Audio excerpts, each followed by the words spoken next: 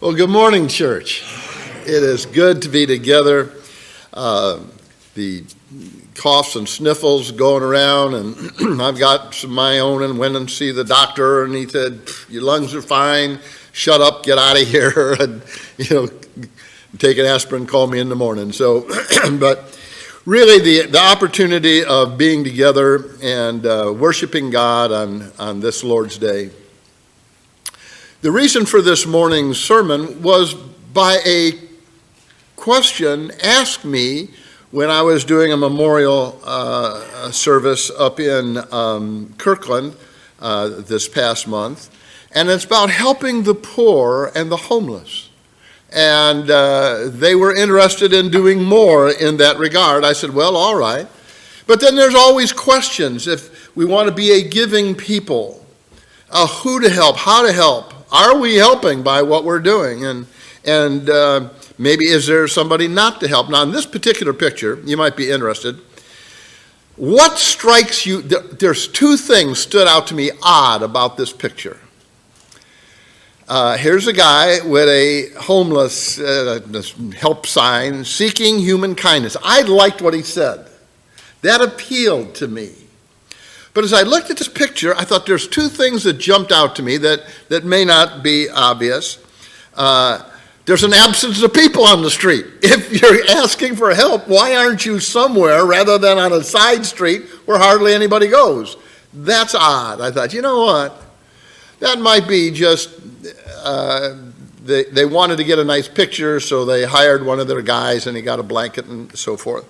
But the other thing, even more so, is how artistic, level, and neat the lettering is. I mean, that really appealed to me, and that you may or may not be able to see it from where you are, but the way they made their N is exactly identical every place in the sign, and that every line is absolutely level. I mean, I like, and it's a clean sign. Now, we've been around a long time.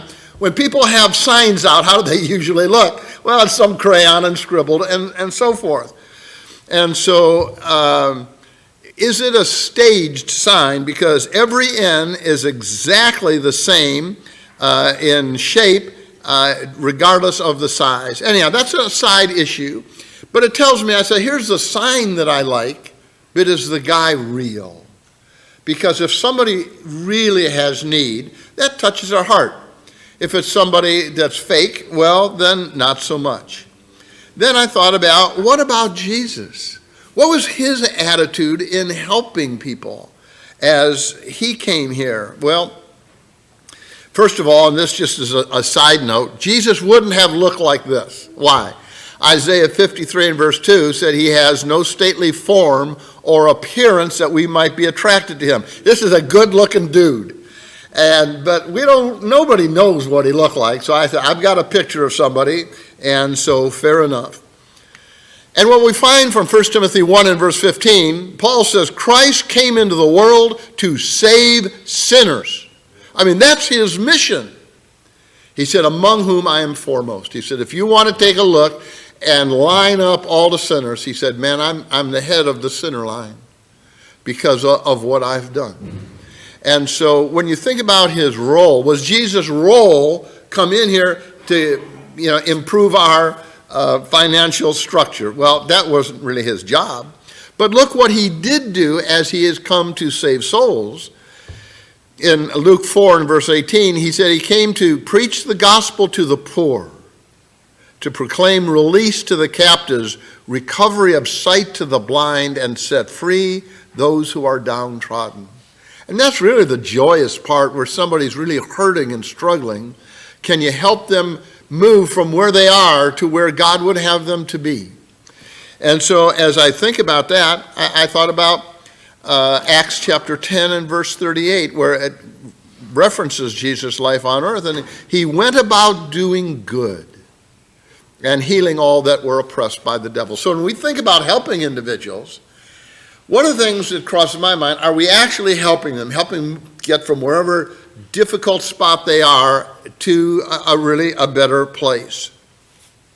So then I thought about how we see all the time, like the street corners and Guys have, and some women have signs up, help me.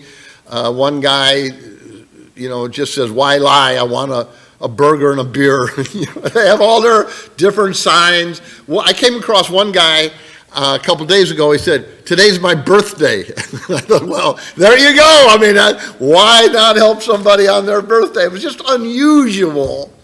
And so I thought about, let's just take a look at what God had planned to help people in the Old Testament.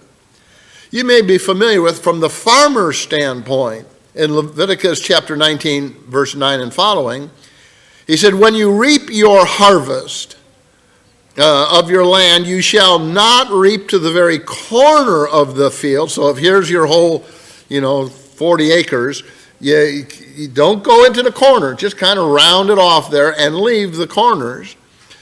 And neither shall you gather the gleanings. So, anytime, whether you're raising tomatoes or radishes, they don't all come up at exactly the same instant.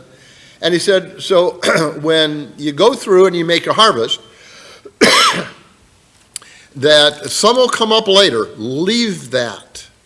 And you shall leave them for the needy and for the stranger. And that's interesting, because I would have thought, well, it's just for Jews only. Well, it wasn't. And so if somebody's passing through the land, they have something to eat. One time I was hunting with Tom Madsen, who passed away fairly recently, and we had his memorial here. But when he was strong and robust, we'd go hunting east of the mountains. And one of the interesting things was we coming by a wheat field, and there was just some left. And so you take it, rub it in your hand, and you have those little wheat kernels. And it was just, it gives you a little extra energy along that line. And so there was kind of a social program. And he said in Deuteronomy 24:19, and in referencing the gleanings of the sheaf, so if you have wheat or barley, or olives, or your grapes, your vineyard, shall be, so you harvest what you got, but what comes up a little later, leave that for the alien, the orphan, and the widow. And so here it is. God said, I've got a plan to take care of poor people, and was done on an individual basis. There's also an interesting limitation to that. In Deuteronomy 23:24, it says, you may glean. So you can come through that field and pick some grain like Tom Madsen and I did. But he said, it must be by hand. You cannot use a sickle or carry a basket.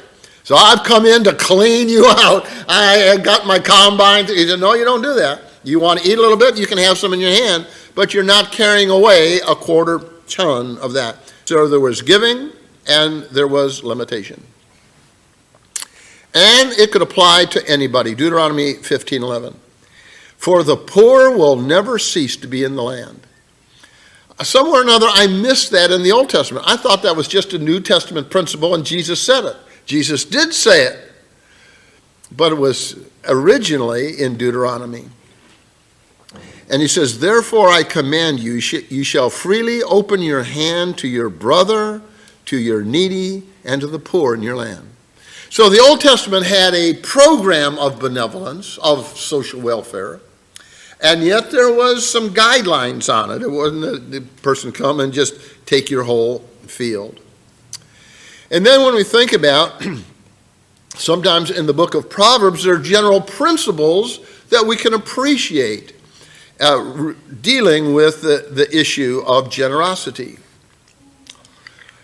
But the problem is, or one of the problems is, we get cynical. Yeah, but I don't know if I trust that person.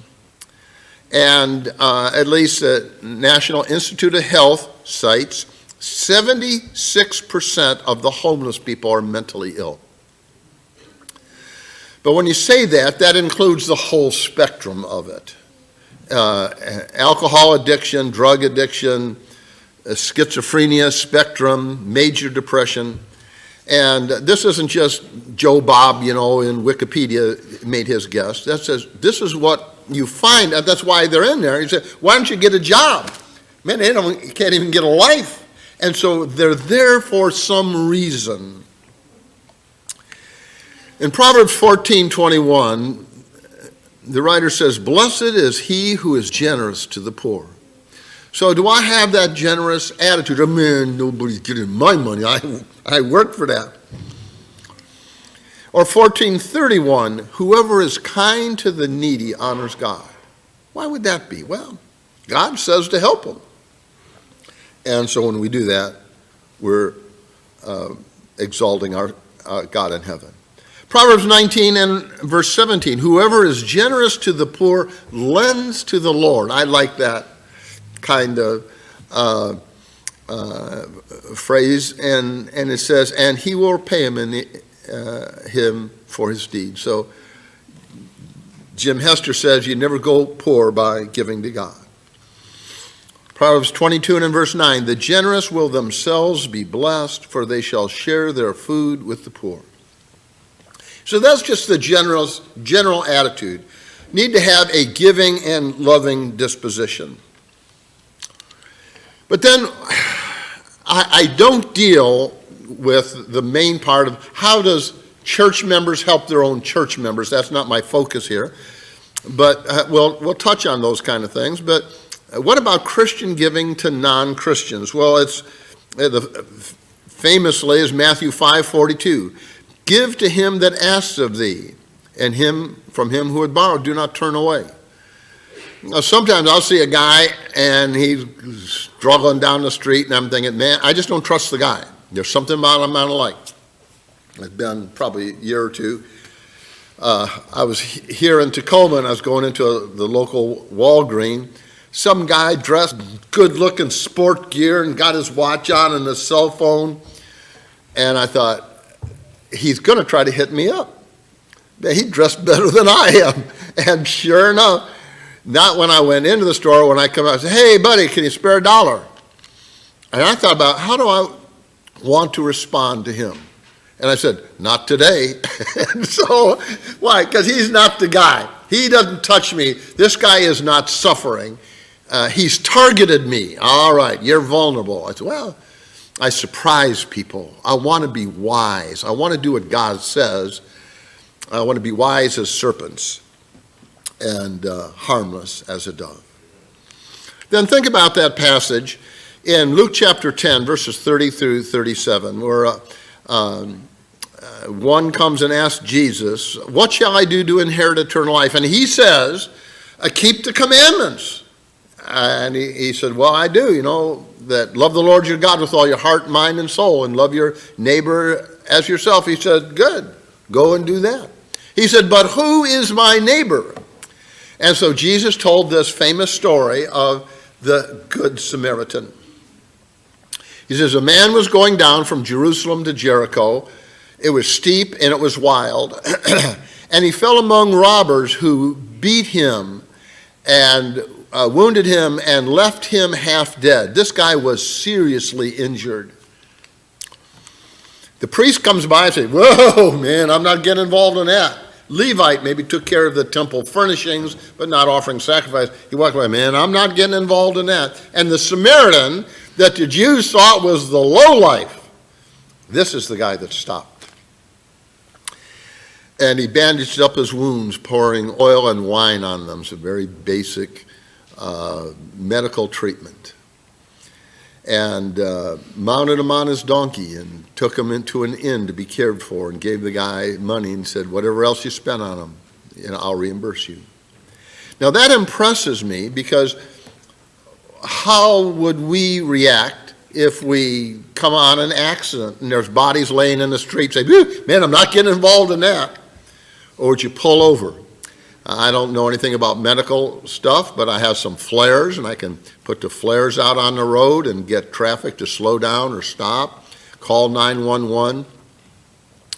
And so we have within our law system the Good Samaritan law, that if you're trying to help a person, they're not going to sue you because, but you moved them when you shouldn't have, or something such as this.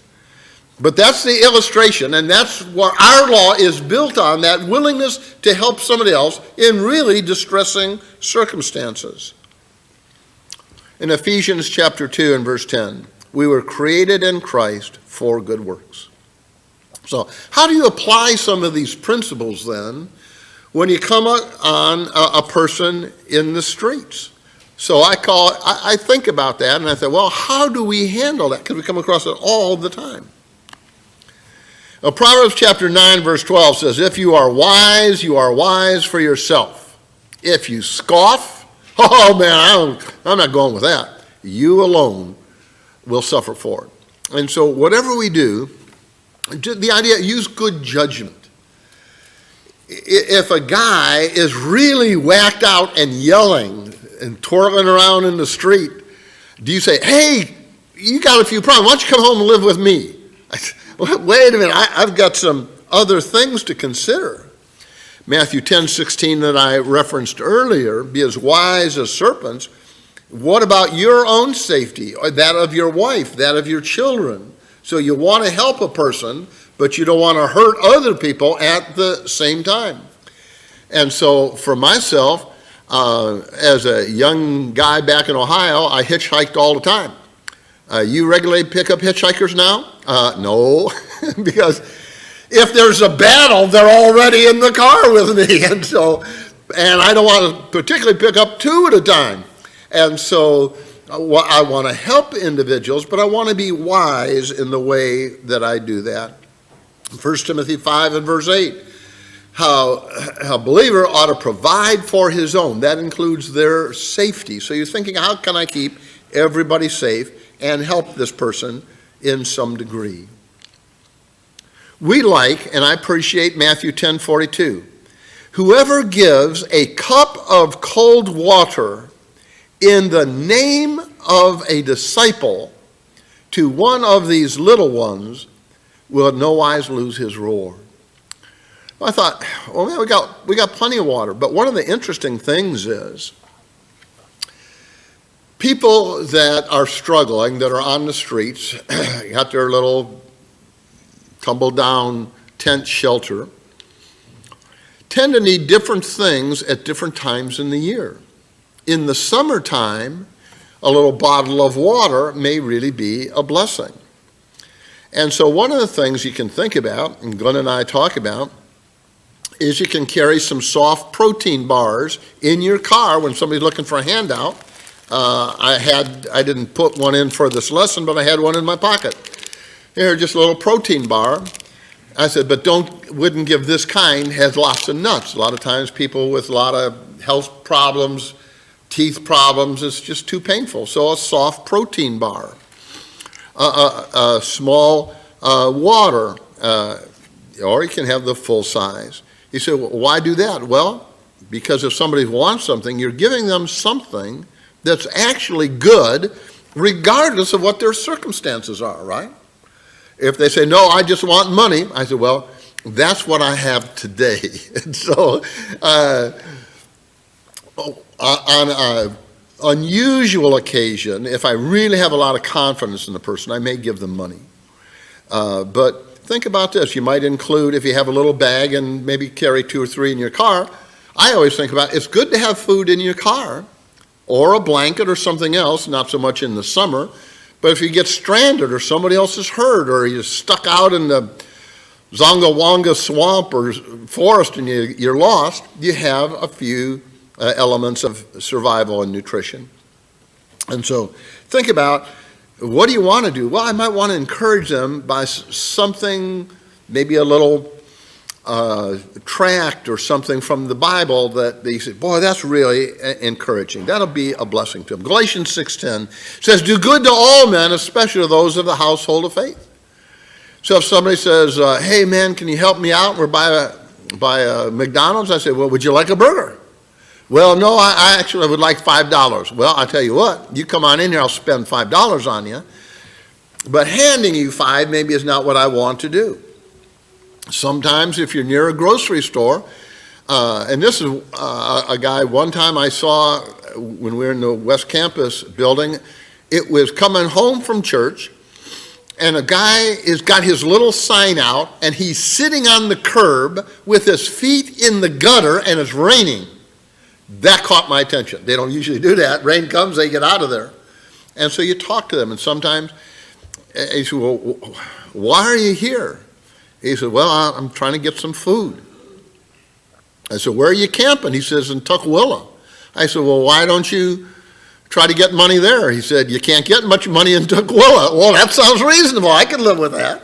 I said, what is it you need? He said, I need food. So we went into the store, and you can set your own dollar limit. And sometimes you might say, I'm good for $10 or $15 or $20, whatever it is. You walk through, I'd like bread. No, we got some bread for you right here. How about peanut butter? He said, I got peanut butter. I said, how about some lunch meat?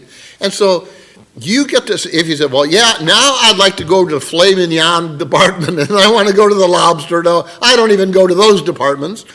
And so, but if you want to make up a little bag, one of the interesting things, repeatedly sites say that people need are socks because they don't have a place to wash them. They get stiff and dry and whole, and they just throw them away. And then they're walking around no socks, get blisters on their feet. So you might say, could you use some socks? Or if you wanted to have a little handout bag, it might be some Band-Aids and just a little tube of antiseptic ointment. Oftentimes you can ask, could you use a toothbrush or toothpaste? No, I want $10. Well, you get that from the next guy. This is what I have for you. You can have dried fruit or applesauce, but use a plastic spoon, not a metal spoon. Why? Because you cook drugs in a metal spoon. I'm not trying to help their addiction. I'm trying to help them. So just ways to think about helping people if you wanted to. You say, well, but I can only do so much. Everybody can only do so much. Mark 14 and verse 8, the disciples were grumbling that a woman was anointing Jesus' feet with this costly ointment when the money could have been given to the poor. He says, the poor you always have with you. She has, let her alone. She has done what she could. You just do what you can in your area and in your space. You say, well, I would like to be a giving person. Well, I think about, excuse me, that in Luke 20, verse 22 and following, they come to Jesus and say, shall we pay tax to Caesar or not? Of course, they're thinking, if you say yes, we're going to brand you as a traitor to the Jews. If we say no, we're going to brand you as a rebel to the Romans. So either way, we got you. Jesus says, show me a coin whose face is on it. And he says, Caesar. He says, give to Caesar what belongs to Caesar, and to God what belongs to God. Great answer. But the interesting thing about it is he's saying, yes, pay your taxes. And you have a similar idea in Romans chapter 13, 1 and following, you obey every ordinance of man for the Lord's sake. That you may or may not be aware of it, when you pay your taxes, 18% of every dollar goes to social programs. Just like under the Old Testament, there was a system to help people, so it is under U.S. law, and it goes to care for Social Security, supplemental Social Security income, low housing, school meals, Head Start, WIC for women and children, job training, Pell Grants for college students. Every dime given in homeless housing, Medicare, Medicaid, and welfare comes from you. You say, no, that's government.